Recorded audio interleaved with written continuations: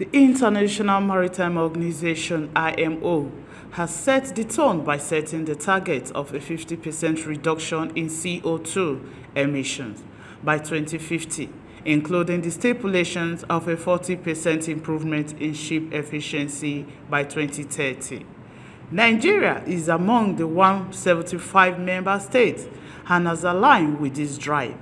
The Director General of Nigeria Maritime Administrative and Safety Agency, Dr. Bashir Jamo, has said that Nigeria is targeting 15%.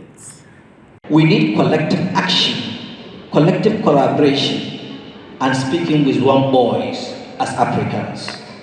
Nigeria supports the 2015 Paris Agreement, limiting global warming to the well below 2 degrees centigrade, and pursuing the effects of its limit to 1.5 degrees centigrade. Nigeria plans to cut greenhouse gas emission intensity by 20% by 2030, compared with the levels between 2010 and 2014 on conditional basis, and pledges a further 45 reduction conditional on receiving climate finance, technology transfer, and capacity building. The setting of the national determined contribution was a major milestone that signaled Nigeria's commitment to responding to the threats and opportunities presented by the climate change. Nigeria actively supports and promotes the need for the world to move to a zero carbon emission future. The theme of this year's World Maritime Day, New Technologies for Greener Shipping, came at a time when the world is grappling with the effects of climate change occasioned by greenhouse gases. In line with this, stakeholders in the maritime sector gathered at a co-hotel to brainstorm on the way forward. The Permanent Secretary and I have agreed that we are going to do everything possible to make sure that this country gets a national transport policy before May 29, 2023. In fact, it is only for fear of being too hopeful or ambitious. Otherwise, I would have said, God's grace before this year ends. There are a few gray areas. Incidentally, those gray areas are areas that I'm very conversant with, because it's a gray area that seems to generate, or seems to have generated conflict between the Ministry of Works and Housing and the Ministry of Transportation. What has happened to the Nigerian ports today, if you compare to what it was pre-2005, honestly, it's a quantum leap. So I am a full advocate of port concessioning, not just port concessioning, I'm also an advocate of concessioning of public infrastructure generally, because government should be an agent of providing enabling environment for private sector capital and resources to be injected in such a way that through public-private partnership, you can score more than you would have if it was only the public that was in charge. We also look at the fact that we need to review our strategies to be able to get that seats.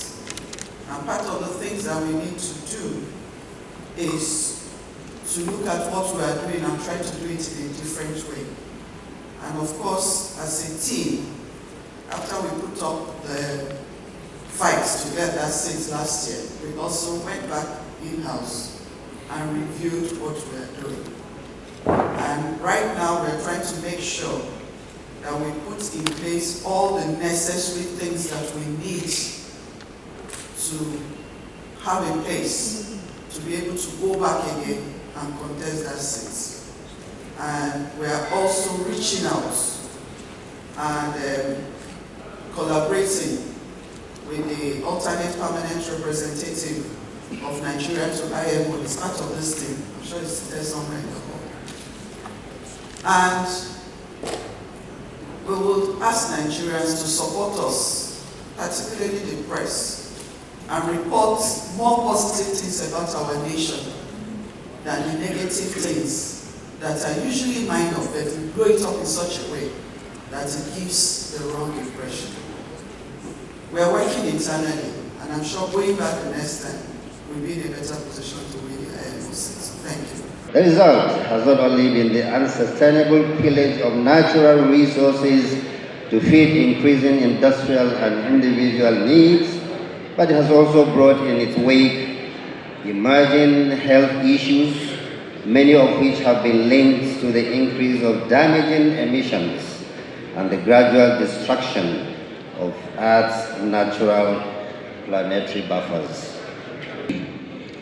CRFFN will continue to create further awareness and build capacity for our operators in the last mile to key into this technology such that we'll be fully and truly complementing the green shipping environment on the last mile.